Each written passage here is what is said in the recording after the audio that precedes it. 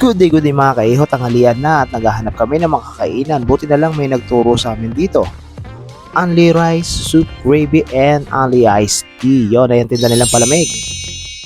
Ito ang Ultimate Budbud katabi ng Robinson at malapit rin sa New Star Mall, Malolos, Bulacan. Wow! Tara, lapit tayo at tignan natin ang mga menu. At habang papalapit pala ako sa tinginan ng menu, may nakita ko sa taas na mag-add ka lang ng 15 pesos only iced tea, soup, and gravy na mga kaiho. At habang binibidyo ako mga menu, hindi na ako makatiis kaya napili ko yung sisig na nakalagay sa sizzling plate.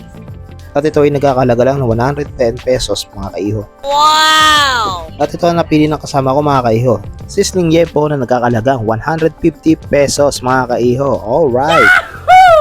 At ito na nga nabigay ng mga platito lagayan ng mga sausawan at syempre higop-higop muna tayo na sabaw.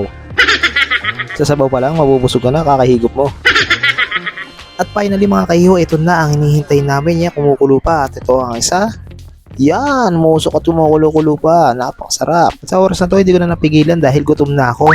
At ayan na nga, kung nakikita nyo, giniba ko na yung kanin para makasubo na ako. Konting hipan at yung subo. Dito ko na-realize na mainit pala. At sa oras na yan, hindi lang ako nagpapahalatang naiinitan ako kasi may nakatingin sa akin. Yan kasi alam na mainit, subo na subo. Ayan, nakikita niya, humigo muna akong sabaw para maibsan yung init. Dinalaw ko na para sure. At ito na pangalawang subo ko mga kaiho. Nilagyan ko pa ng toyo yan.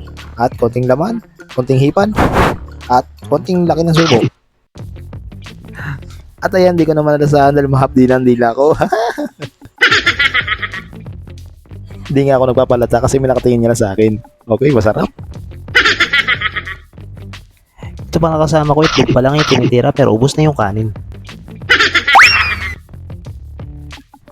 Ayun na yung extra rice, parating na, hinatid na ni ate.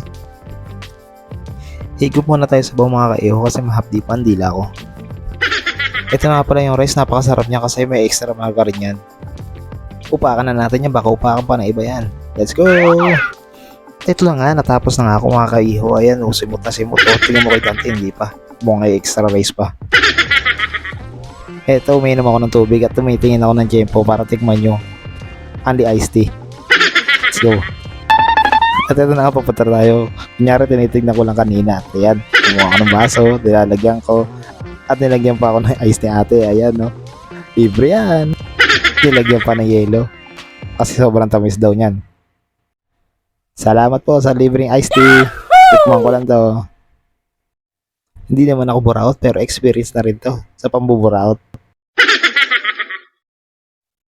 At ayan, syempre hindi pa siya tapos kasi nilanamnam pa yung buto ng yempo. Mawa ka naman sa aso, partner. Hanggang sa susunod na mga video, please follow, like, and share para sa dumadami natin mga kaiho dyan. Bye!